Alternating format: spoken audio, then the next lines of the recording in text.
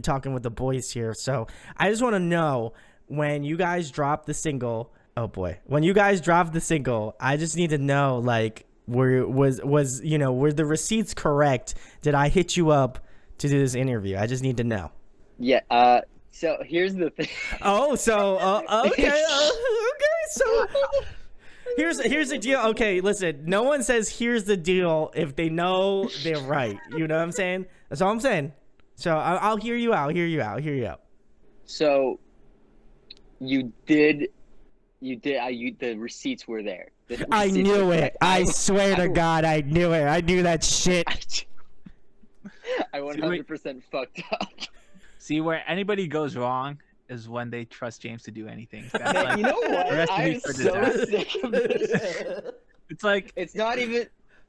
If you have like if a task is above a 5 in importance, you just should not. Okay, all right. I don't want to. Like, if you have like a baby to take care of, you don't give it to James. If you have like a dinner to make, you don't rely on him. You know, if you have like, I'm trying to think of like what is a task you could actually ask from him that he actually gets done, and I just can't think of one right now. Maybe if you needed like your pencil sharpened, because like, I don't know, sharpen pencils around the house. That's like a very low priority thing that you probably will never actually use. Is that an innuendo for something?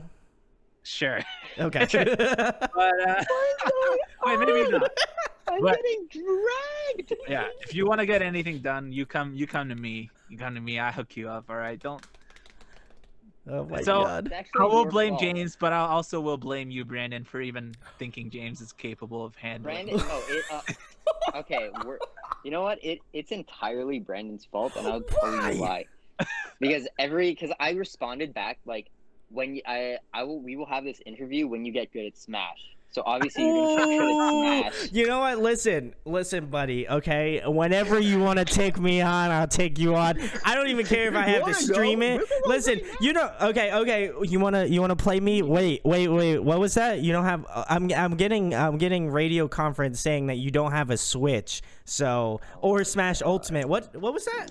Oh, you don't have that. So like, how can you play me? Yeah. Okay, that's what I heard. That's what I thought. Ooh. Yeah. So until you get a Switch and Smash Ultimate, listen, I got them receipts. I got them receipts on deck. You know what I'm saying? So I don't need you to play me as the villain out here. You know, your boy out here grinding. Your boy out here doing this work. I've had 3 iterations of your band on now at this point. I'm just saying, listen, your homie, like, if your homie could take a bullet for you, that I am that homie. You know, I have taken the bullet, okay?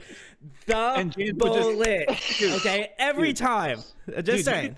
You could take the bullet in front of him and he just wouldn't even notice. I just did right now in this whole conversation right now. Register. Like, whoa, what happened? Someone just got shot? Oh, cool. Must be sad. Yeah. So I'm gonna keep driving the point home that it was all James's fault. Everything ever is all James's fault. And I think we could all agree on that, right? I mean, yeah, I agree on it. So all right, that's all. That's what we need to clear up.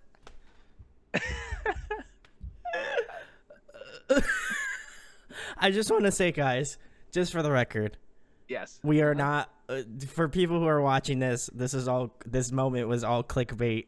Y'all fell for it. And then now, I'm at everywhere. Let's pan it to the Rick roll.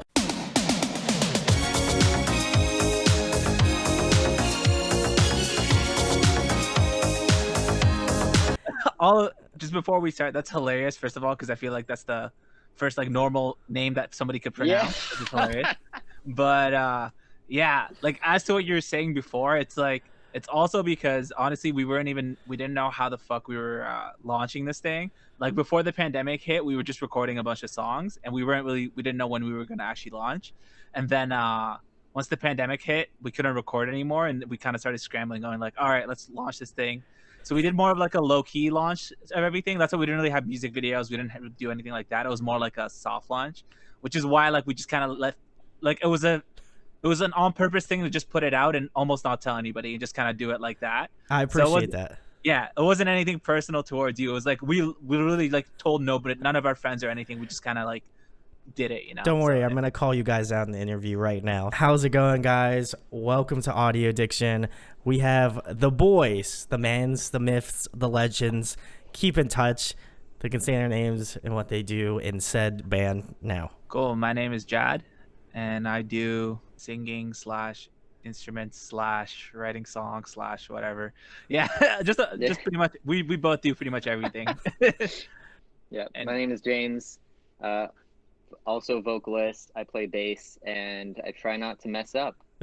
That's That's that it. sounds like a high marks of things to not mess up, you know. Obviously we've known each other for a while. I've had every iteration of any musical band you've had on here at this point. You know, I feel like secretly the third member, guys. I'm third member of Keep in Touch. But I guess like because I've been trying to have you guys on for a little bit now. And I'm always curious about, like, obviously, because you guys are homies and, you know, you have mad love for the channel. So I always show mad love to you guys. But I guess with this project, what were you hoping to, like, go out of it and, like, hoping to achieve? Because, like, I know with, like, other projects, you definitely had more of a, like post-hardcore, like, metalcore feel. And, like, the last band that you're in, Royals, like, that was, like, kind of, like, Bring Me the Horizon, like, you know, like style music. And then with this stuff, it just kind of was like different from what I expected, but like I can still hear like old stuff from like previous projects that you've been in. So like what were you hoping to like have the audience kind of take from this? And then obviously like it just seemed like, at least for me, and I'm sure for a lot of people that have been following your work, you know, in any project that you've been in, like why did you guys decide to go with like the surprise route of just like, hey, we're dropping a single, this is our new band, you've never heard of us before? You probably have, because you like this band page and you liked one of our bands before this, so like now here's the new music. You know, was that kind of intentional, or did you just like, were you just like, you know, we're gonna record some music, and if people like it, cool, and if people don't like it, that's whatever, you know? Like what was your mindset? What was both of your mindsets going into it? Well, I think one thing for both of us is that before this project, neither of us had ever sang before. We'd always had other vocalists who we were lucky enough to work with and find, but I think both of us we got to a point where we realized we had our own stories that we wanted to tell, and that we, our own vision and ideas of even just like musically or the direction we wanted to take the band. And it was difficult working with other people just because me and Jad have known each other since 4th grade.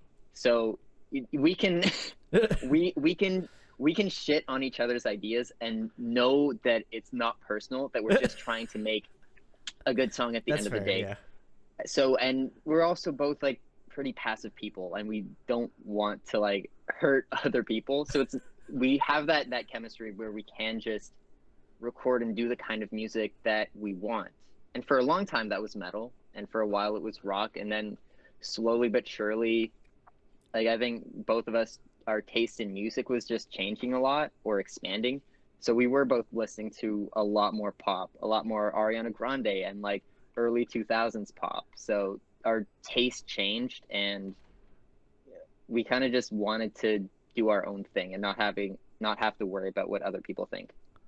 Yeah, like you said, it's kind of a combination of just in the past working with other people. Just the more people you have in the mix, the more opinions you have, and the more like, not even just when it comes to the creativity part of it, more like just long-term goals and just your schedule on a week-to-week. Like you have to account for 4 or 5 other people, and obviously people have different lives and different aspirations. So it was getting difficult to, you know, even though we love the people who were like in the other bands and we're all still friends and we're all on good terms, it just like wasn't working out in terms of how, just like where they wanted to head in their career / the creativity, as well as just like the scheduling and everything just wasn't working. And James and I live pretty close to each other. We're like 5-10 minutes apart, but we were traveling. We would travel like to the other side of the city to go work on band stuff almost every day. Get home at like 5 a.m. and have to be up for work. So it was just like the logistics of stuff, and it just wasn't really vibing on the creative side as well. So we kind of decided, hey, like in all the bands we've been in before, it's been us two, and then like we've recruited other people, and they've all been great. But the one constant that's been there the entire time has been us two. Like from even from middle school and high school, we would just play music together and stuff. So we said like, all right, let's try to let's try to like believe in ourselves and try to sing, even though we really haven't before. And so we kind of dived into it. And yeah, like how you're saying, how we kind of like surprise launched it. It was like a little bit on purpose, a little bit just the way things were going. So once like our last band ended, that was like late 2019, and that's Yeah. kind of when we started working on this project. And James and I have always like liked writing songs. Like that's a big thing too. Like in other bands, we always really wanted to write a lot of the songs. And when you're not the person singing the songs, sometimes the person singing the song is like, "Hey, I want to write the songs too." And so that's another reason why we decided to go our own way, just because we really do like writing our own songs and telling our own stories. So yeah, we had some songs written, and at the end of like December 2019, January 2020, we started like working on more songs and recording a bunch. And up until like March, like right where the pandemic hit, we were like going over to our producer SJ's house, and he pretty much like helped us take the like we had some ideas for songs, and he pretty much helped us start shaping our sound and start diving in and start developing ourselves vocally, because like we said, we didn't sing, and he's a really good singer but also a really good producer. So we trusted him to help us get the right takes, because it would take us a million takes to record like one good line, right? Because we're still new at this. Yeah. So yeah, so we did that. We would go to his house a few times a week, and we were just cranking out song every 1 or 2 weeks. And then the pandemic hit, and we kind of had to like stop recording. And so we had a few songs recorded at that point, and kind of that we were sitting on, but they weren't necessarily like the songs we wanted to release right away. It was just like we were just experimenting with a bunch of stuff. But with the circumstances that happened, like how the lockdown happened, we took those songs and we looked at them and we're like, you know what, we like all these songs, so let's try to just do like a bit of a soft launch of this band and just like put a single out every month and just see how people feel about it, and let it grow just super organically. We didn't really do any music videos. We didn't do any like pro photo shoots. We didn't do any advertising or anything. Just like let it grow organically for the first little while, and just to see, because like in all the other bands before, that's how we came out of the gate. We just had a music video, we had ads, we had press releases, we had all that shit like right out of the gate. And it was like we just wanted to try something a little different with this and just see how like what we could get just organically. And I'm kind of glad we went that route, because it's definitely been interesting 100%. and a different experience. I would agree. Like, obviously, we're friends, so like, I was like, man, what happened? What happened with these guys? Like, what they like I said earlier before I started recording, I was like, you guys just like fell off the map. And like I said, for those who aren't familiar, I stayed with James when I went to Canada a couple years ago, and it was great. Shout outs to like the Parallel, the Northern, all those guys. I love them. But like, so like I've known and I've been following these guys for a while, and so for me it was kind of frustrating, because like I love interviewing you guys and stuff like that, and learning about like your musical, each musical project you're in. I know I gave you a lot of shit for like the projects that I've had on previously, and now I'm having another project of yours on. But like, it's always interesting and important for me to have like my friends on and have people that like I genuinely care about and want to do well in the music industry. And so like I appreciate like the soft launch. Like if I was a fan, I'd be like, yo, this is dope. Like, but like as somebody that knows you, I was like a little hurt, because I was just like, I was like, man, they didn't tell me shit. Like, dude, I just found out about just like every other peasant. No, I'm kidding. But like, dude, I was like, no, it's cool though, because like I think it gave me more of an appreciation for like the writing and like what you guys had come out. And like I was kind of taken aback, because I was like, wow, they're both singing on this. Like I was like, I don't remember them singing in like previous projects, so like I have to give you the like hella kudos for that, because I feel like, and your producer for sure, like he definitely like pushed you guys to like be good vocalists. Like obviously like there's still growth to be had. I feel like any vocalist can just say like, I'm not like Ariana Grande, or I'm not Mariah Carey, or I'm not whatever. Like they're all gonna be like, we still need work, but like everybody knows they're like legends, and so like I felt like with your stuff, like I feel like there's and it's not because you guys are on here, but like I do feel like you guys have a lot of potential to like grow and become better vocalists and become like better songwriters and stuff like that. Do you feel like because of like the pandemic and stuff, like you guys were able to like hone your craft a little bit more and like become better vocalists, become better songwriters? Like, have you been taking the time to like work on the aspects of keep in touch? Because like I feel like a lot of the bands that I've had on doing this, like they're all like, yeah, we're like doing a lot of studio work, we're trying to like work on singles, like trying to figure out the next thing, you know, when the world opens back up a little bit more, to like finally to be able to do that sort of stuff. So do you feel like because like it was a good time for you guys to like figure out your voice and like, you know, figure out keep in touch and like where you guys want to go with, or like do you think you would have already come to that conclusion or like growth if, you know, things were normal? Two things. I'm gonna answer this question, but first I gotta say, this was all part of the master plan so that we organized this interview on your birthday, man. This is the whole reason we didn't tell you. Happy birthday, Brandon. Thank you. Happy Thank you. birthday. Yeah. I knew it. It was yeah, the best. it was planned all along, the whole release strategy. Thank you. Wow. It's a very maniacal plan, but I appreciate it.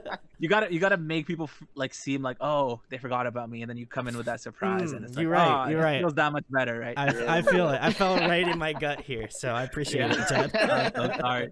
As for like the lockdown and pandemic, I think it's been a bit of both. It's been like, I feel like in terms of practicing vocals, it's been a little harder because before the pandemic, we were like going over and taking vocal lessons with somebody and like practicing every week. We had like our own space where we were practicing. So in terms of practicing at home now, it's like I try to as much as possible. Like I have a setup here and I try to record myself and hear back. But because of like just being stuck at home and doing a million other things at once, I feel like there's almost less time to practice, just because like before I had like that time slot where I knew every week this is where I'm doing this thing. You're just gonna go and do it, yeah. Exactly. Whereas now it's like everything just blends in together, and so it's kind of hard to put that routine back into place. So in terms of like actually practicing, I feel like it's been harder during the pandemic. But in terms of like writing songs and stuff, like we've been doing that a lot. So I think in terms of like honing in on a sound and honing in on a style, I feel like it's that side of stuff like developed a little more, and we kind of know, like I said before, those songs we were just kind of trying out a bunch of different stuff, and some ideas were from previous bands that we kind of like reimagined, some ideas were brand new, but a lot of the ideas were like either I had a song idea that we both worked on, or James had a song idea that we both worked on.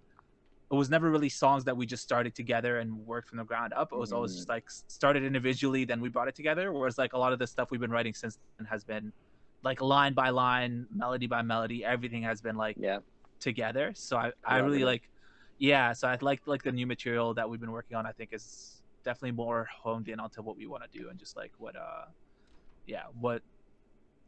sound I think is. Yeah, I think like to piggyback off of that, I think like one of the big things that we have worked on, that we have improved on, is the process, like the actual songwriting process, and figuring out what we're trying to achieve with each of the songs. And like, so like we know what questions to ask ourselves, so we know what we're after, and we know a bit more about how to get that. I mean, you know, I think it's like anything, you're never not going to keep learning. So yeah, I think, you know, we're you know, in a year from now, or even like a month from now, our entire process may be completely different. But I think we're definitely starting to figure out what it is we're trying to do with songwriting, and it feels nice. That's great. Like, again, I was kind of like I said earlier, like with the singles that are out now, like I was kind of surprised and like eager to listen, because like again, I hadn't like somebody, you know, you guys hadn't sent it to me early, like I just found out about like everybody else, and it was cool to see that, because like I feel like if I was like kind of in on it, like I would be like, okay, the growth's cool, like I appreciate it, but like when I listened to like the end product, I was like, this is like really good for like them kind of like really trying to like really trying to shoot for like the high shit, you know what I mean? Like, and you know, I feel like you guys landed pretty well, like all things considered. Like I you know, again, as being like a music critiquer, like I do find that like there's stuff that you can necessarily improve on. I think that's just with any sort of artist, like even myself, like I can definitely improve on a lot of shit that I do here. But like, I find it impressive that like it was literally from like ground zero to like the single is out and like people can listen to it. I guess like in a sense of like you guys considering like your new vocalist and your singing and stuff, how on a scale of like 1 to 10, how nerve-wracking was it to like have it finally out and for people to listen to? And did you give anybody else like a listen to it like beforehand that you were like, should we put it out? Like, should we release this? Is this good enough to be released? Because like I'm always curious because like I sing, but I don't think I'm trying to get to the point where I feel comfortable like posting covers or like whatever. So this is more so for me. I'm being a little selfish. So I'm curious if like you ever got to the point like in your head you're like something that broke where you're like we need to just whatever. Like if we suck, whatever. We need to put it out. Like what point did you guys reach when that happened? I think it was kind of just immediately after Royals had ended. I felt it was kind of just like, I think the both of us came to like a point where it was less effort to just say screw it, try our best to learn how to sing, go with our producer, than it would be to find another vocalist. Yeah, it was just like, I think I don't know about Chad, but I think for me, like I expected, we'll get like 100 streams, whatever, you know. I both of us just enjoy songwriting, and whatever the easiest way of us being able to accomplish that and put music out there, that was kind of just like, yeah, that's amazing, we'll do that. And it just got to that point where, you know, I think both of us also just wanted to learn how to sing for the longest time. And so this was kind of just like, let's just do it. Let's see how it goes. Yeah. There's definitely, it was almost like being so far in the negative of like confidence that you don't care anymore. Where it's not, yeah. It's like I'm confident in knowing that this is awful and no one's gonna like this. Yeah. But then, you know, people started liking it, and I was like, oh, that's nice. Yeah, I think that's like, not what I was expecting. And that's partly like just like the whole surprise launch. It's like it was more of just like a do not think kind of thing. It's just like just do it, don't think about it, don't overthink it. And in terms of like being ready, I don't think we were ever really ready. It was just more of those things where it was like it was like a now or never type of thing, right? That's fair, yeah. I think like for me specifically, it's just like once our producer, because like I like value his input and his opinion a lot, yeah. And he kind of doesn't lie to us if something's bad. And so once he thought like we had something good, that's kind of when I just kind of trusted him to go with it, because I know like he has like a standard that he goes by, and he has like, and he's putting his name on it and shit too, right? So it's like, yeah, so he's like, I can't have this bad shit out there. Yeah, exactly. Yeah. Right. So yeah, so like once he was like, yeah, no, this is fine, that's kind of when, because honestly when we were starting out, he was kind of going like, I don't know, guys, you've never done this before. And it's like, and like yeah, same. You're like, oh shit, like, what do we get into? We're still like kind of in that boat, right? But it's like, it's just like, in our opinion, we were like, just fuck it, let's just go for it, right? It's kind of like, let's just do something crazy, let's just stop trying to play it safe, let's just kind of go for it, right? And it's yeah, so like at first it was like the first couple of sessions we had, it was definitely tough, and we had like, there was a bit of a process trying to figure out like just even like where to start singing from, whether it's like it was like softer vocals or whatever, just figuring out our voice in general. But I think once we like got to a point where we were all happy with what we were like, what the sound was shaping up to be, and he was on board and we both seemed to like what was happening, I think that's kind of when we said, all right, I think it's time to like we could roll with this kind of thing. Yeah, but great. Yeah, we honestly still don't really know, like it's still like such a working process, right? So it's been a year since we started the whole thing. It's only been 6 months since we launched, so it's like it's still a trial and error thing. It's still a trying to practice everyday thing and seeing what we could do. Yeah, it's still a fresh wound, you know, like that's how I see it, you know. Well, hopefully next time, and I jokingly said this before the interview, but like once they have their fourth band on here, then we'll truly know. No, seriously, I hope this goes well. I want to give all the faith, you know, positive energy out there that this project will be the project. What a nightmare. But like I said, I was like I've been so excited to have you guys on for like a hot minute, just because like since the 6 months since you launched, I can't tell you how many times I've messaged James and was like, when the fuck are you coming on the channel? Like, like, because I was stoked that you guys were like doing the singing and like doing all that stuff, and like, you got to find it like aspirational in some aspects, because like you guys are like didn't know shit about singing, and then now you're like putting out singles and doing the pop stuff. So like I gotta give you the major kudos, because like it impresses me, and I've been doing this for a hot minute. So like, it's cool to see people taking risk and doing this sort of stuff. But Thank you, man. keeping Yeah, it go ahead, Jen. Sorry, like, yeah, thank you, man. Like, that means a lot. And at the end of the day, like, we're not out here, we're not really pretending to be the greatest singers ever. I think, like, as James said, songwriting is definitely like our main love and focus, and that's kind of what we really, really focus on.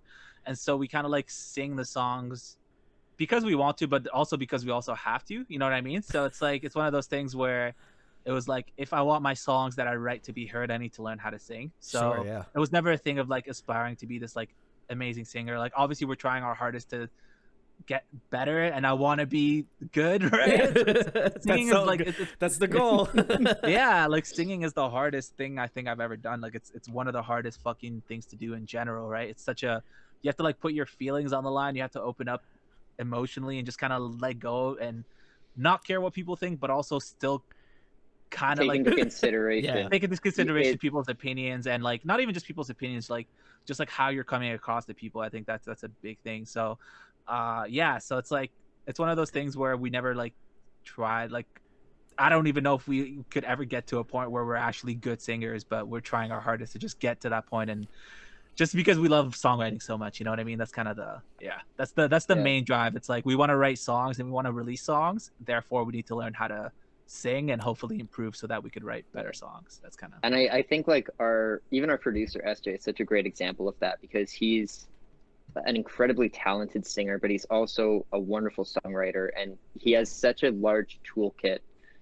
It's definitely like a big inspiration of like, okay, the more tools that we have available to us, the more that we can do. So like even becoming a better singer, having a better range, having more options available means that you can apply that more to your songwriting. So it's it's just kind of a grind to try and get to that place where you're comfortable with your voice. No, certainly. And I feel like, again, best of luck. I know you guys are going to be great singers. So like, I think it's just a process, like all things, you don't learn guitar overnight. You don't learn bass overnight. You don't learn drums overnight, so like, it's all about taking that time and honing it in. So again, I'm excited for the next single, but obviously, for people who aren't familiar with Keep in Touch, or have been familiar with maybe past projects and are checking out this and didn't even know you have a new band, what would be one single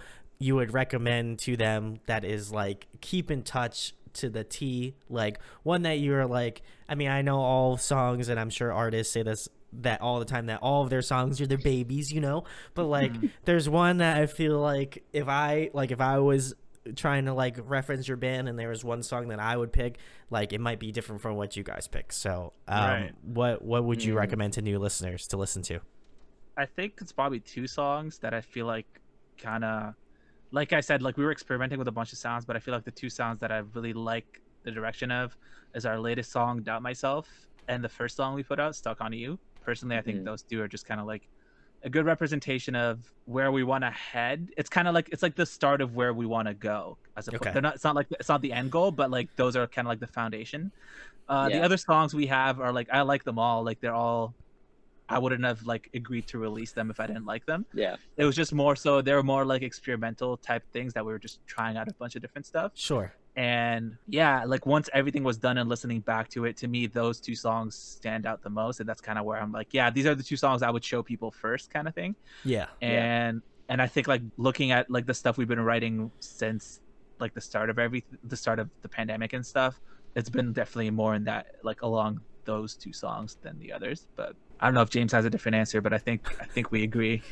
Yeah, no, we disagree on almost everything, but I think that's like the one thing we can probably agree on. Doubt Myself and Stuck on You are probably the two, I think, the closest to the sound that we're trying to go for right now.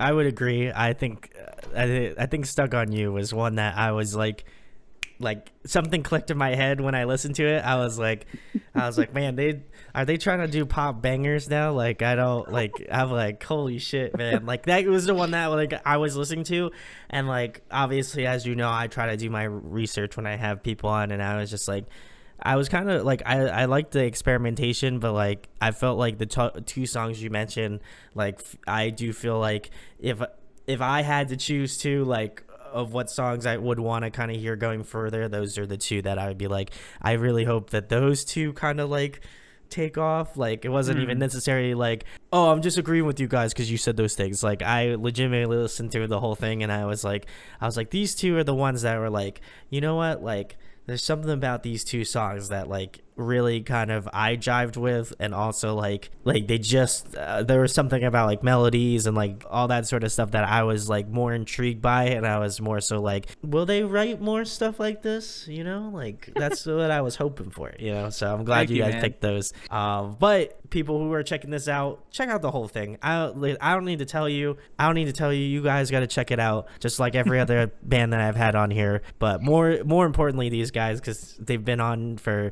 this is the third time now, so they're if there's an importance level on how many times they've been on the channel, they're up there in the top echelon of importance. So go check out their newest shit. Keep, you know, the new shit. It's really good. Again, all of the singles I'm sure are on like all streaming platforms and stuff, so go check them out. But I guess more specifically, who you guys influence now? I know I've talked to you a broad spectrum of stuff in the past, but like, who kind of influences Keep in Touch more often? I know you kind of alluded to certain artists like Ariana Grande and stuff like that, but like, who have you guys really delved into now that you're like, this is going to be Keep in Touch, like, to a T, you know, like going further and like stuff like that? I think for me, especially this time around, it hasn't really been a lot of like specific artists, and it's more so songwriters that have kind of like inspired just where I'm coming from. Okay. Like at the very start of this, I was listening, there's like this podcast called And the Writer Is. I don't know if you've heard of it, but it's this guy Ross Golan, who's like a songwriter, and he interviews other songwriters in the pop world. And like I started listening to that.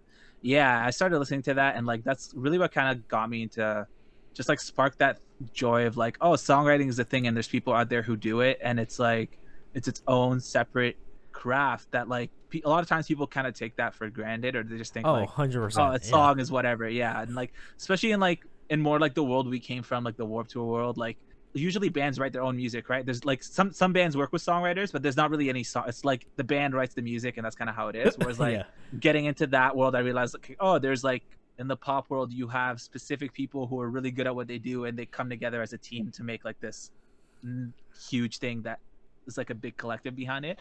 So yeah, for me, like, I just really been obsessed with songwriting a lot recently. So yeah, there's no specific artists in mind. Like, I feel like there's specific artists we kind of sound similar to, just like in terms of production, but in terms of songs, it's like, it's me looking at songwriters like, obviously the GOAT Max Martin, like can't go wrong with him.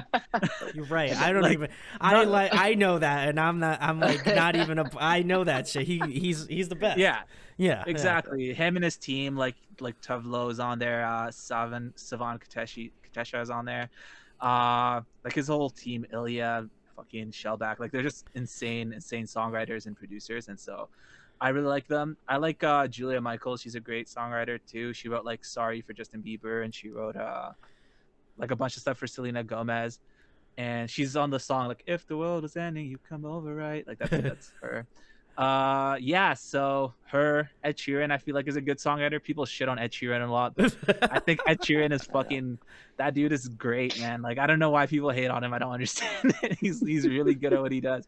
I guess it's not for everybody, but that's clearly fair, yeah. It is, because he's like the most, like, everybody, like, in terms of numbers, it seems like everybody likes him, but when you go read the comments, it seems like everybody doesn't like him. So I don't know how that that's works. accurate. Yeah. Yeah, but Oh. yeah. So yeah, I think it's a lot more like I've been focusing a lot on songwriters, especially like from listening to that podcast. There's a lot of songwriters I didn't even know about, and then I'd hear them talk about the songs they wrote, and I'm like, oh, I know like that song. Emily yeah. Warren. Yeah, Emily Warren wrote that song, and she wrote that song, and she's great, and it's like, yeah.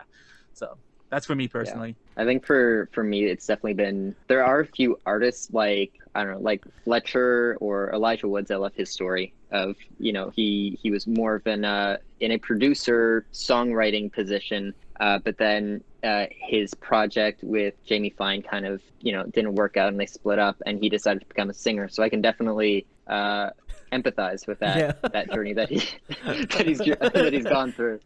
So like mad respect to him, mad respect to artists like Fletcher who have like just such punchy lines. But I think for me, a lot of the time it becomes more being inspired by specific songs, not even specific writers or specific artists or bands or whoever. It'll be like I'll listen to a song and it'll be stuck in my head and I will be playing it on repeat for like a week in a row. No other song, just this one song. I'm like, I want to write something that makes me feel the same way as this song, or that has that's like upbeat like this song, or that like has this kind of energy, and like that becomes the goal. That's awesome. Like I love your focus between like, again, I feel like a lot of the previous times I've had you on, you're like, yeah, I'm about this like metalcore band, or I'm about this post-hardcore band. But then I'm like, I love like Carly Rae Jepsen, so I throw that in there, like I feel like over the years, and like obviously the years I've known you, like it's cool to see like the progression of like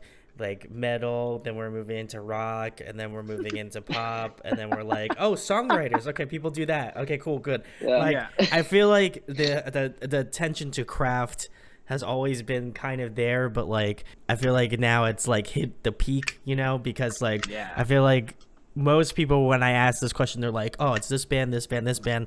Like, I feel like sometimes, like you said, in the kind of Warped Tour alternative scene, like, a lot of people write their own music. Like, it's not like that's without question. But, like, with pop music, like, you can see, like, 20 different people write WAP, and then you're just like, how the fuck did that happen? Like, that doesn't seem like something.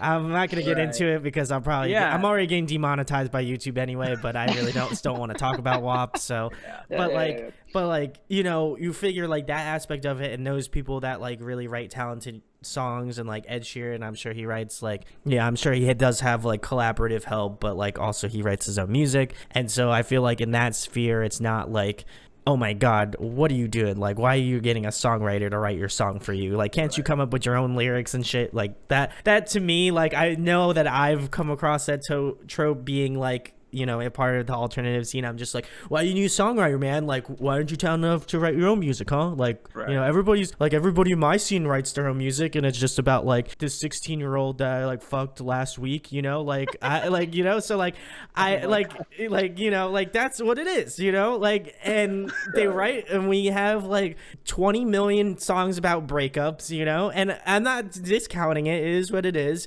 people live that life.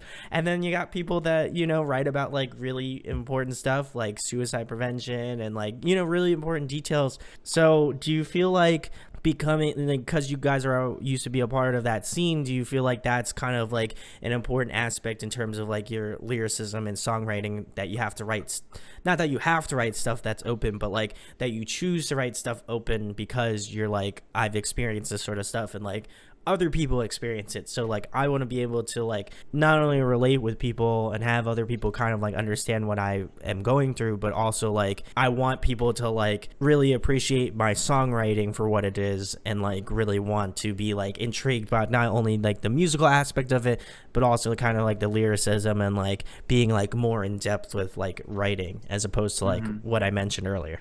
I think like one thing to keep in mind, I think, about like the pop world a lot is there are songs out there that are like just written with the sole intention of like it's for selling, right? Especially when it comes to like major labels, like they want to make money off of it. So I don't know, personally, like just where I come from personally, the reason I like pop music is just because like I've always, ever since I was a kid, just related more to melody than I have to words. So like I don't know if it's because I learned, like, I didn't speak English until I was 9. That's when I moved here, and I don't know if it's because of that, like I just never understood what the words were, so they never mattered to me, kind of thing. But I always just like melody is like, I felt more emotion from melodies than like a really well written line for some reason. I don't know why that is. Like I could appreciate a very well written line, but it was just never my, to me, like you could say more with like melodically than you can with the lines. So That's fair. Yeah. That's the reason I really like pop music. And like people could say like pop music lyrically isn't great, and I'll agree, because a lot of times like some songs, like they're just party songs. They're not meant to be like, the goal isn't to make somebody think, it's the goal is just like, let's have a good time. Sure. But I think melodically, like the thing I always say is like, I think melodically those songs are very, very strong, and the writers who write those melodies like know what they're doing, and it's all coming from like a specific feeling they're trying to convey. And yeah, so I don't know, personally, like I just like really melody is one of those things that just like I'm obsessed with, and just calms my nerves, man. Like I don't know, I'm a stressed out person, and like listening to good melodies just like, it's the one thing that like makes me happy, right? So it's the words and stuff, like if somebody says something really clever, I'll obviously be like, whoa, that's sick, and I could appreciate it. I just don't, like for me, it just melody is like the main thing I just always loved. And like you were saying before, man, we used to play metal and stuff, and like the reason I used to play metal is like not because I necessarily like metal, it's more like I played guitar and I used to like doing those things on the guitar, right? So yeah, the heaviness. That's kind of like, it was never about the genre we were playing. It was more so like I just enjoyed making this sound. And when like I was really obsessed with guitar, I was playing metal because that's like what I was obsessed with, and I feel like metal is like very interesting and fun for guitar. But now that I'm just more obsessed with like vocals and just melodies and songwriting, I feel like in terms of pop and like the hooks and the melodies there, they just speak a lot more to me now than like those other genres do. Sure, which is kind of why I'm just like, I just kind of moved towards that, just because I just care a lot more about that than I do about guitar necessarily at the moment, right? So that's kind of like my thought behind it. Yeah, no, absolutely. But yeah, but James is like, this dude's like has doing a master's in poetry and stuff, so he knows language. That is true. He So like it's good that he like knows where to start lyrics and usually has a lyrical theme in mind. I'm not gonna say like when I came to school, like I used to get really good grades in writing, so like people, like teachers have always told me my writing was strong, but I always try to write with like logic in mind, whereas like sometimes I feel like songs have to kind of write more so like just whatever a feeling you're feeling, and then the logic comes in after to edit. So I feel like James is good at coming in with those like core ideas of just like, here's this theme I came across, and yeah, he could speak more about that, so I don't want to speak for him, but yeah, so that's usually like, he usually starts whatever, unless I have a very specific lyrical idea that like I want to go for, it's usually like the lyrics are, he comes in with them, and then I'll do the editing more so than like the. Yeah, it 100% like depends on the song, but that for we've said it before in other interviews and things like that, but I think one of the reasons we work so well together is that a lot of our interests are, even though there's some overlap, like I care a lot more about the lyrics. Jad's really passionate about melodies, so there's like a nice middle ground where we can both kind of just express ourselves fully in a way that's meaningful and impactful to us. And because we have such a long history, we can just be open with each other about like what we like or what we should change. Mm-hmm. At the very least, what we should change. Jazz given me like one compliment in my life, but I'll get there. It keeps me motivated to write something better, just good enough that he will. And like all that being said, like every song that we've been recently writing, especially more recently, before I was kind of like, I'm starting to care a lot more about lyrics than I used to before, that's for sure. So it's like, before I'd be like, you know what, I like the melody, the lyrics it's fine, like it sounds good. Whereas like now we kind of go line by line every song, and I'm just like, no, that line's not good, that line's not good enough, that line's not good enough. And it's like gone to that point where I think we kind of start picking up on each other's like habits, laziness, like, or things. Yeah, exactly. So it's like, whereas before I like lyrics, I didn't really pay too much more attention to them. Now I definitely pay Now Jad's like more attention to that. Yeah, you better fucking get this shit right. I think it's definitely both ways though. I think and I like it that we hold ourselves accountable, because I think at the end of the day because we want to improve, we want to get better at songwriting, and it's hard to find that anywhere else. And I think, and again, you know, I think and Jad mentioned this, where different songs have a different intention and a different purpose. So you do have party songs, you do have songs which are meant to connect to people on a very deep emotional level, and sometimes it is a breakup song, but sometimes that's what someone needs, right? I think both of us have left this kind of gatekeeping mindset of like what should or shouldn't be art, what should or shouldn't be a song, where try and view things just for the benefit that it can bring, even if it's not on a deep emotional level, because there is something cathartic about just dancing around and not really caring about the song, or dancing around to Polyphia or Chon, or any other number of instrumental bands. It's not our and that's not our focus. I think we still, for most of the songs we're writing now, we care about connecting with our listeners and about telling our stories and about the things that actually matter to us or that make us feel happy or sad. But it's definitely been a journey getting to this like mindset of let's just write the stuff that is important to us and that we care about. No, yeah. I feel that in the writing, and like I think the music obviously backs up that kind of like mentality, and it obviously has a lot to do with you guys and your producer that you went with. Like I feel like it's all intentional, and that is, I think, what impresses me the most is that like everything that is like that has been put together so far has just been so like thought out, and like the lyricism is good, obviously, because like you guys write well together, and you can feel that like camaraderie and like collaboration between you two because you've known each other for such a long time. And there just is that aspect of things where like when you're writing music and then also having like the lyrics over top of it, it's just something about it that just everything kind of feels succinct.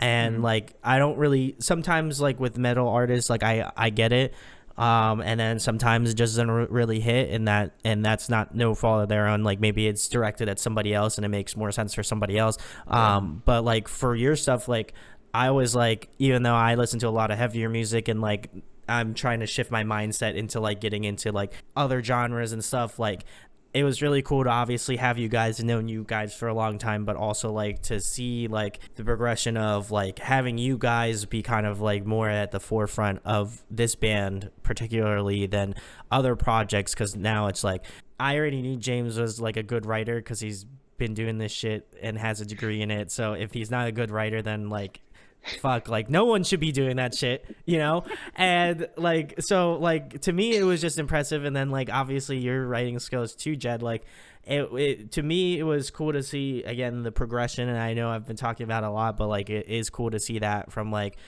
being like a metalcore band to like all the way to like being a pop act. I think it's like it's quite a transition, and I know like some of the more popular heavy bands are trying to move their needle more towards pop, like Bring Me the Horizon, but like like and that's good, that's what they want to do, and that project, and that helps their longevity. And I think people who are older fans aren't going to understand it because they're just like, when are we getting like a Suicide Season or whatever, know? And that's fine. I love that shit too. I love, Count Your Blessings. I love all that shit. But then I also love their new stuff. Like, I think like being an artist, you can't just like think that something is like off limits. Like you were saying, James, like something can't be gatekept. Like, and I feel like sometimes in like metal and stuff, there's that large like gatekeep. There's that large gate that's like, nope, can't do that, can't touch that, you can't do that yet, like. And I'll be the first one to admit it. That's what happens. It is what it is. You can't control everybody, but like, I appreciate that you're feeling that kind of liberation of being in pop and able to like write what you want. Not to say that there aren't artists that do that in the alternative space, but like I think it's cool that like people are doing outside of what people normally associate pop with, which is like, I'm gonna talk about like my dog this week or whatever, like there's no depth. And I feel like that's a lot of people's mentality when they think of pop. They're just like, man, I get no depth. Like if this was like if this was a song with depth, it would be a fucking 2D Dorito. You know what I mean? Like I think nothing. And that's upsetting. That's upsetting. But there are artists out there that do that, and and obviously I love that I'm having you on here. But like, I'm hoping to highlight other pop artists on here that have that ability to kind of like transcend not only like the pop aspect of it, because there can definitely be tracks that are poppy, but also like the lyrical aspect of like writing stuff that's like really personal, or like writing stuff that's like more emotionally driven. Like I think we definitely need more of that, and I'd love to have other people on here that feel like that is something that they're trying to achieve.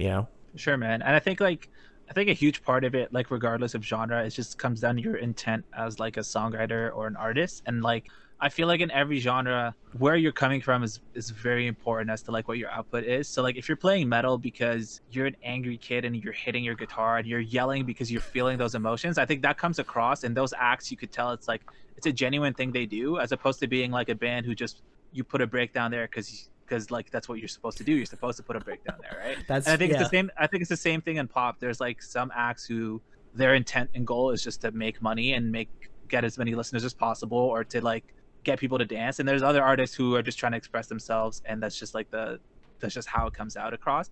I think like one thing we always like try to be very aware of is just like the overall emotion of a song, like just like where is it coming from, and kind of building on that. So not doing things because you have to. And like I think that's kind of why I found like the rock and metal genre starting to get a little limiting, is like there are starting to be things where like you have to do this thing or else people just don't like it, right? And it's like That's fair. and Yeah. it's fair, you know what I mean? Yeah. So it's like I think every genre has that thing. It's just like if people are doing things for the right reason, usually I feel like their artistic output, like you could tell like that person's feeling what they're doing and they're doing it for a reason. It's not just because they're going through the motions, right? So Yeah. I think that's kind of like the most important thing. It's just like actually having something to say, and whether that thing is like super important to say, or if it's something, even if it's like, oh, I'm sad that my dog died, or I took my dog to a walk. If that's what you're feeling and you're like fully committing to that, then I think it's like as long as it's coming from a genuine place. Yeah. Oh yeah. Cool, right? Like everybody could relate to those feelings at the end of the day, like being happy, being sad. But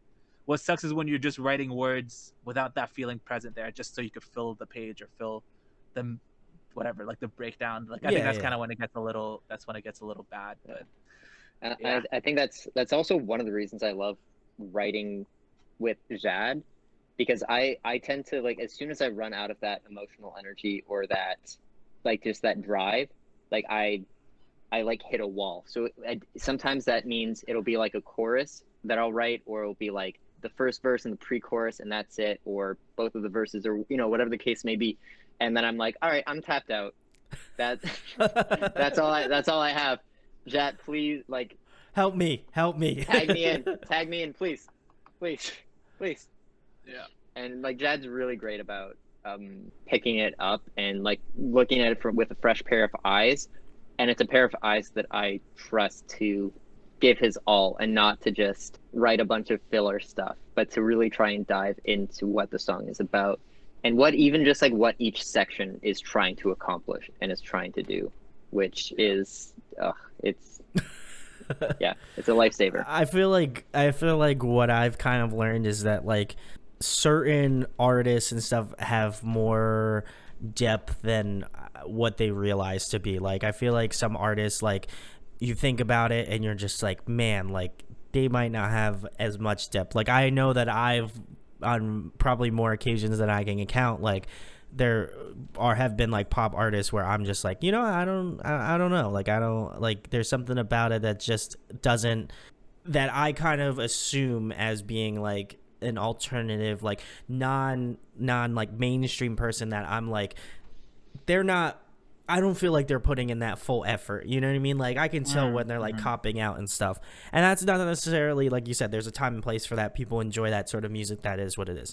Yeah. For me, like as a listener and just kind of growing up in that scene, like I long for that like depth lyrically, and like, I feel like a lot of, unfortunately, I feel like a lot of pop acts get skewed into that ideology that like, oh, well, I'm a pop act, like I got to write about like, whatever, like I got to write about like a party I went to or whatever. And I think that incorrectly skews some people that are writing with real depth and real character and real heart, that they're just like, oh, you're a pop artist, so like you must write about like, you might write about like vodka or whatever, some shit. I don't know what pop artists write about, but like that's it. And then that's, and I've been unfair to that advantage too, because like, like I with artists, it's just like, it's kind of like if you say you're a pop artist, like my brain naturally goes to like, you write about this. And I think that, my whole coming to terms with things on the channel is like, when I have artists on, I really try to like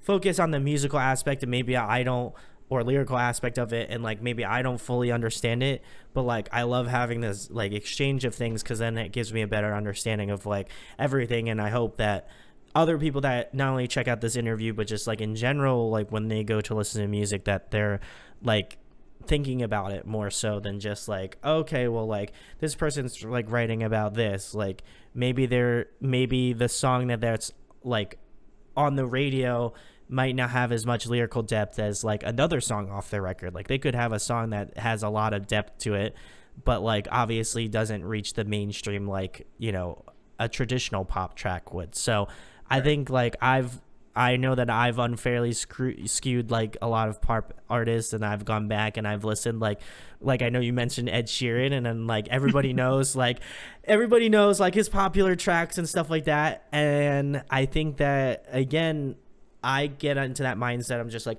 I don't want to hear another fucking Ed Sheeran song. He's going to be talking about like, you know, he's going to be playing his guitar and like, but he's going to be singing his, like the song that you hear on the radio 1 million times. And you go into like a fucking Old Navy and you hear that shit playing, you know, 7,000 times. And it's annoying, you know, and then it doesn't make you want to search deeper. And I'm sure there's songs that he has written that I'm like, I would be impressed by it, you know? Yeah, and man. I think that fucks me up mentally, that I think that way. And I'm sure like pop people are like, yo, metal doesn't have any depth to it. They just scream into the microphone all the time. You can't even fucking understand them. So how do you like that type of music? And I think that we all have that like musical bias when creating music or listening to music or whatever it may be, you know? Yeah, man. 100%.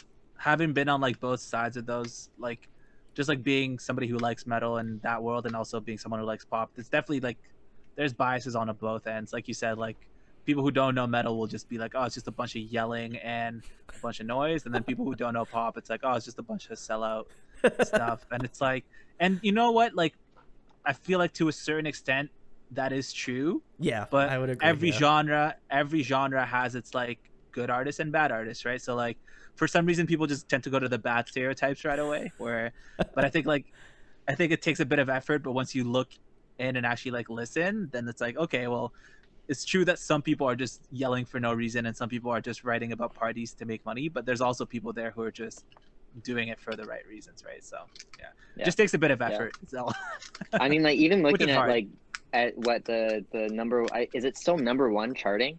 Olivia. Olivia driver's like driver's right, license, like which like amazing narrative story. It like it's a pop song with a significant amount of depth. I would agree with it. That's not and so it's nice to see that, I don't know, in the mainstream that there are artists who are writing very like strong narrative stories in their songs and still seeing success. I think it's awesome that they're getting rewarded for that kind of thing, because that's I mean, you know, it partially greedy, because that's generally the kind of songs that I like writing, that have like a narrative or have a story element to them, but I don't know, it is cool. No, I would agree. I would agree for sure. Like that was one song that I was like, as like somebody that isn't very versed in the pop sphere, I was like, you know what, this song's like, when I actually sat down and like listened to it and wasn't like on TikTok and I see a TikTok commercial and they're like, hey, this song's on TikTok, you want to listen to this shit? And I'm just like, no, I don't. But I was like, the one time I gave into it and I listened to the whole thing, or I think like I was on the radio and I was just happened to listen to it, and I was like, you know what, this is surprisingly has a lot of depth to it for being a pop track. And I was genuinely surprised. Like I was kind of like, this is a pop song? Like this is I mean, that's pretty in depth, you know, like it, and so I think that was like some, you know, obviously something I wanted to talk about with you guys, but also like for me it was kind of like, how many times have I done this where I've been like, you know, I've kind of gotten into that mindset of like, this is how a song should be, or this is how I know most pop songs should be, so that's what I put it into. Is this is the pop category, this is the metal category. They're not the same thing, you know, like, and so, you know, I think that, like I said earlier, like I get skewed, and I have that ability to like not really think about it in that way. And I think that song definitely changed my mindset in terms of like pop music. Like I've always been a fan of it, but I think that was really kind of like something in my head that I was just like, this is on mainstream pop and it has a lot of depth to it. And I think that we gotta give her a lot of credit for doing what she did, and obviously having the notoriety to do that stuff. And I don't know if she has like an album out yet, but I'll have to listen to it and just, really get in depth with it. Cause I feel like if that song that's on the radio has a lot of depth to it, I'm hoping that whatever she has released next has equally amount of depth to it, and that she doesn't turn into like a pop machine and just does something, because I think there's a characteristic to it that I feel like is lacking a little bit in mainstream pop music, at least from my perspective, at least. So, which is very limited as it is. Yeah, it's hard to keep up with everything, man. That's like, you know what I mean? A lot of times you just tend to focus on the stuff you like. But yeah, that's like one thing I think I've noticed is like there's people just doing excellent stuff in every field out there, right? So just because you're like not aware of it, it doesn't mean it doesn't exist. It's just more like if you're something that interests you and you want to look into it, like you could find that thing in like every field, I think. That being said, like I don't know, man, like personally I still like those like just really stupid pop songs. Like that's just where I'm at. Like Dynamite by Teo Cruz is an old song, obviously, but like I feel like that's like I still love that song. That's you know what I mean? Like yeah. I feel like that's the epitome of like what the fuck are the lyrics even about? Like it's about nothing, but I still love it. Like I listen to it to this day. I still listen to that song. I feel like Dynamite is just because the song is just like real like just peppy, So like you feel like a stick of dynamite when you're listening to it. Yeah, exactly, man. So I don't know. And I feel like it's like that's kind of all that song needs to be, right? Like it doesn't need to just for it to be impactful and that to have a benefit for the world. It just has to make people move around. It just I didn't expect to have lyrical depth with Dynamite, if I'm gonna be honest. I wasn't like, wow, like looking at the lyrics on my phone, I'm like, whoa, I never expected that. That's great. Like I wasn't like I wasn't expecting like a hidden storyline of Dynamite. I was just like, I know what it is, I know what it does. It does get people hyped. If you play it at a white person's wedding, they're gonna be hyped as fuck when that song comes out. That's all you need to know. That's all. And I'm not coming for white people because I was raised by white people, so I understand that. But like, we all know it's a white song. Like it is a song that you put on a wedding, everybody gets hyped. You don't even have to know the lyrics to it. It's just like any other like song that just like people like. It's like Katy Perry's Fireworks. We already talked about Dynamite, so I figured Fireworks is the next dude. I love that logical song too. step. Yeah, I love a lot of those early Katy Perry songs. Just like I said, man, it's like just where I'm at right now. I love that carefree stuff where just like the melodies are all really nice and good, and in my opinion at least, and it doesn't always have to be so serious. I think like it's good to have fun sometimes. Like, you gotta let loose. Yeah, you can't be can't be a bored. Yeah, life's already pretty miserable, so it's like may as well enjoy a few things here and there. And like not like obviously sometimes like there are songs where they're very emotionally charged, and I like writing those songs. Like we have a song called The Hardest Part, and that was kind of like one of those songs where I can feel it just it comes from a really like real place, and it's very emotional and sad, and I really like writing sad songs like that. But I also really like writing stupid songs that are just fun. Like I don't know, like there's something nice about just having songs that any random person could hear and they'll dance to it and smile, and like it just gets them going. You know what I mean? Like that's, to me, that's just as important as writing a song that gets somebody thinking about something. Like I don't know, sometimes you just need to let loose and just enjoy yourself, right? I 100%. I think for me it's like humans have such a large range of emotions and depth, and I feel to be like this is the only part of our existence which is important is like, what are you kidding? No, sometimes it pays to have that like really sappy surface level love song of like yeah, I just really like you. I think that's important. It's important to have art which expresses that, it doesn't have to be. It can. I feel like, we're creatures who are capable of really deep, deep thought and incredibly complex ideas. but then we also like see a picture of a butt and laugh, or like someone says a fart joke. That's right? true. So Yeah. it's like Yeah.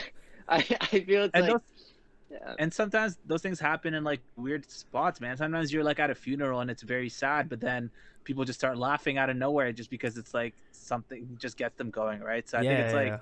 I think it's like there's obviously a lot of seriousness in life, but I feel like in the funny situations you could find seriousness, and in the serious situations you could find funniness, and it's kind of just like it's just learning to just accept it, I guess, and not don't just do things because they're supposed to be a certain way. Just kind of go with the flow, and if it's like if it just ends up being a carefree moment, it's a carefree moment, and if it ends up being a supercharged like I'm in my feelings moment, then you go with it, man. You know what I mean? It shouldn't be too overthought. I think that's kind of the Yeah, I feel it becomes so limiting when you're just, especially when you get to that point of caring, like, to a certain extent, any artist cares about what others think. Yeah. Because they're sharing it with the world. They want to write, they want to create something, that people will enjoy and that will resonate with them, whatever level that is.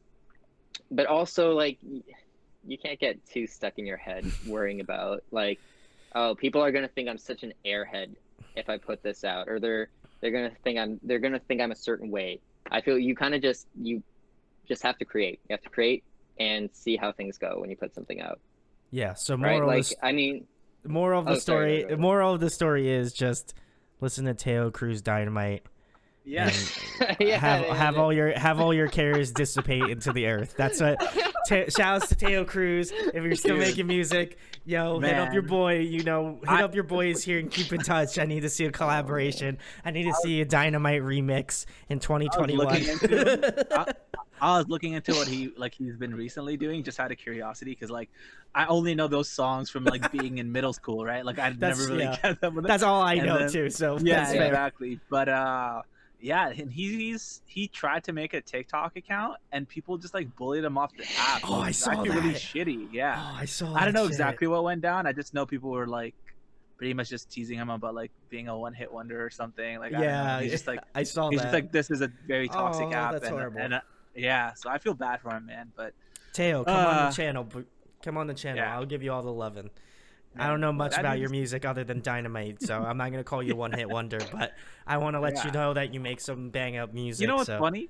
Just a side note, Dynamite wasn't his biggest hit. His biggest hit was Break Your Heart featuring Ludacris, and that went to #1. Dynamite only went to #2, so he's not really a one-hit wonder if you think about it. Yeah. I still all I remember is Dynamite. That's all though. Yeah, people just remember that one for some reason. But it's funny, like the other song actually like commercially did better, but a lot of people don't remember it. Yeah. Goes to show. The more you know. Yeah, I'll add that. That's how you know Dynamite. Dynamite is just a banger. That's how you know. There we go. Next question, guys.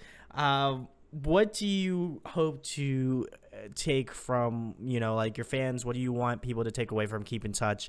I know we didn't really touch upon lyrics and stuff. Like, what do you feel like you would want people to like when they come and listen to like all the singles you have out now? Like, what do you want them to be like? You know what? Like, this is us. This is Keep in Touch. Like, if you want to be on the Keep in Touch fam, like, what do you want people to kind of take away from it, I guess? I think like a huge thing we have just our entire, whether it's the music, whether it's the band itself, just friendship is like a really big theme.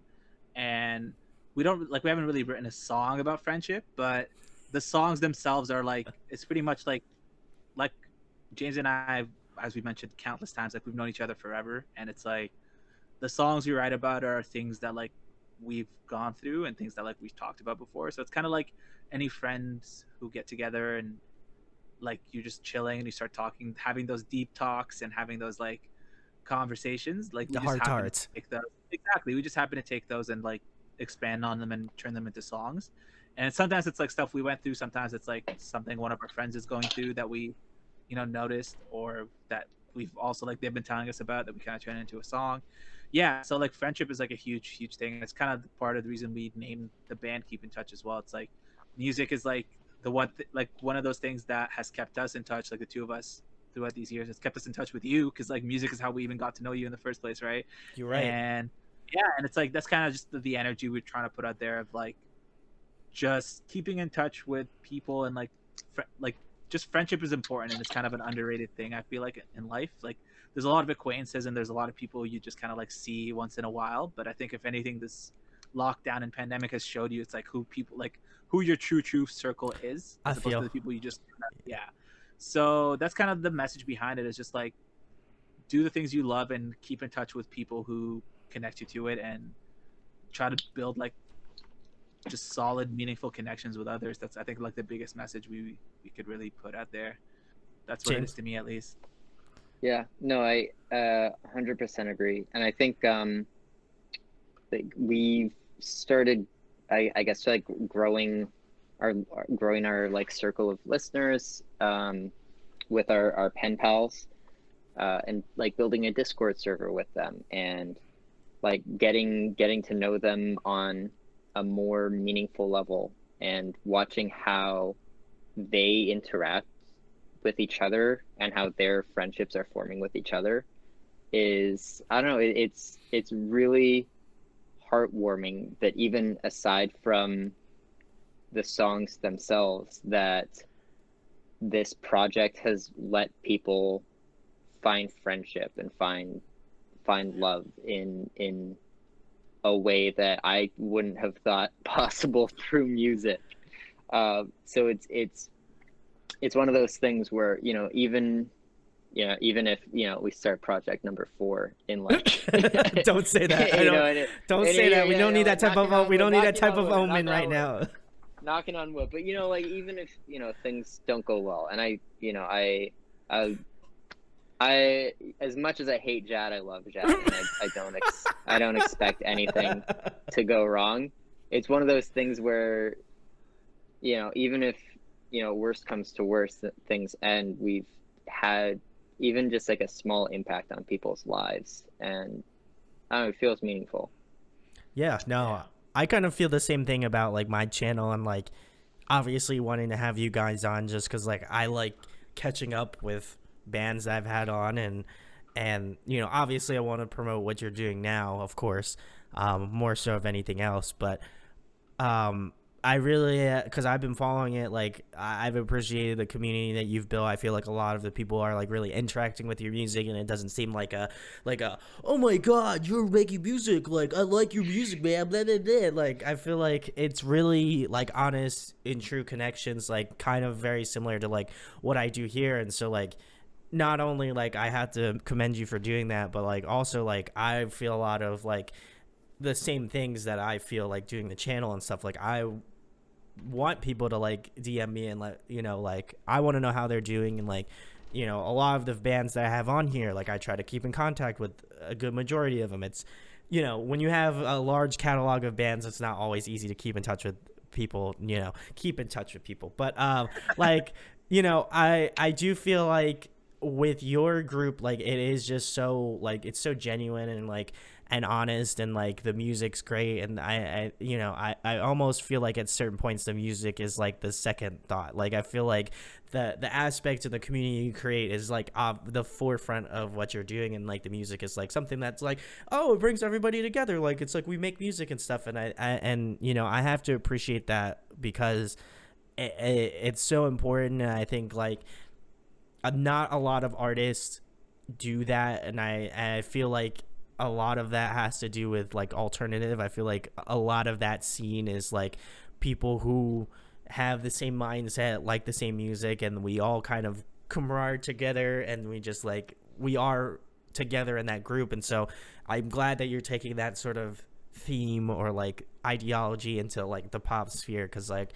I don't really get to see that a lot with pop artists. I'm not saying that pop artists are assholes or dickheads or whatever you want to call it. Like I just don't see it as much as I would see it in like a metal show. Like I would see tons of people like that I've never met in my entire life, and we like start up a conversation about like XYZ band, and then when we wind up becoming friends, it's because we have that same connection and love of music. And I'll be like, yo, I'll see you at a Philly show, and they're like, yeah, I'll see you at a Philly show too, like hit me up if you're like in the area or whatever, yada yada yada.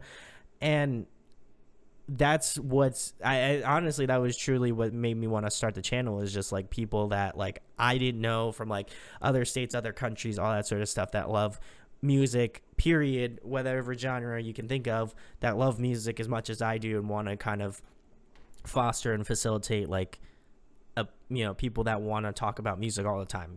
I'm a nerd about music, so I love talking about it.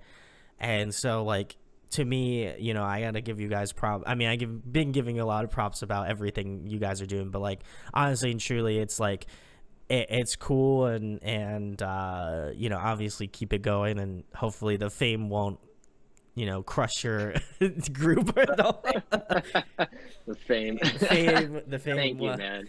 But yeah, like I think that's like one, other than like the whole do it yourself like thing that we got from that scene. I think that's definitely another thing that like just that connection I feel like is really strong within the alternative music scene, and it's something that we kind of realize that is something we just enjoy in general, right? And yeah, like one of the things when we first started this out is we started working with our friend Ziad. He's like our creative director, and he's also been helping us out with some marketing stuff. Like we've been kind of figuring out that stuff together.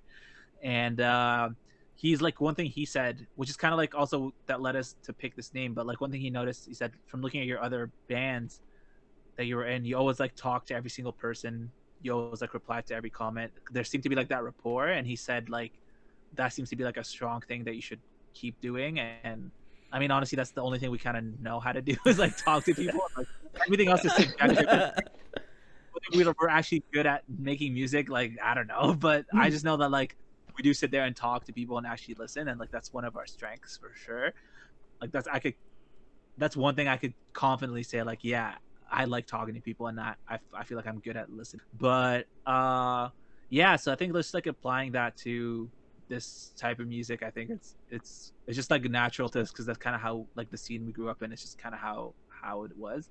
And yeah, I think like, I mean, I don't want to throw in a random number out there, but I'd say like most of like our listeners are people that like we've talked to every day. And it's like, it's not like people that are just random numbers that you see on the screen. You know what I mean? It's like, yeah, we know like almost every single one of them, or like at least we've had a conversation with every single one of them before, right? So yeah, I think that's like an important thing to like just make sure it's prioritized, and to just like not take people's attention for granted, not take anything for granted at the end of the day. Like we're all just humans, at the end of the day. Like no one's more special than anyone else. Like we're all just here doing our best and doing our thing, and music is one of those things that brings people together, that we could all, regardless of what's going on through life, if you like the same songs, then you're just gonna vibe with each other. And I think that's just like that's a huge part of it, is connecting with people. So I think that should always be at the forefront, and it shouldn't be disregarded in any way.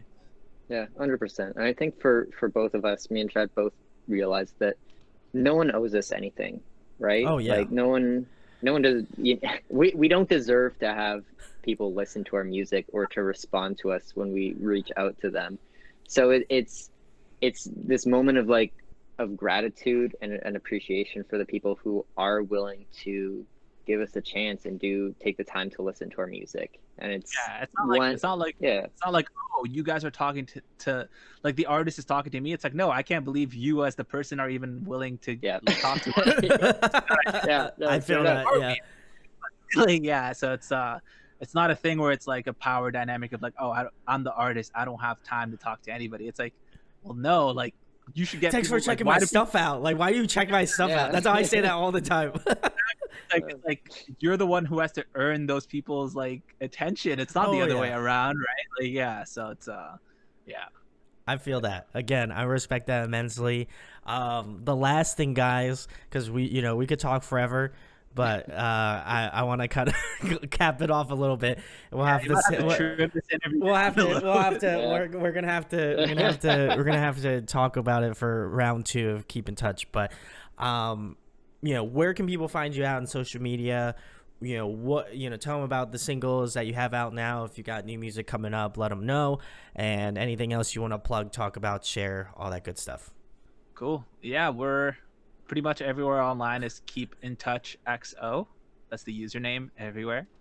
Yeah, pretty much Instagram, TikTok, YouTube, everywhere. That's the username.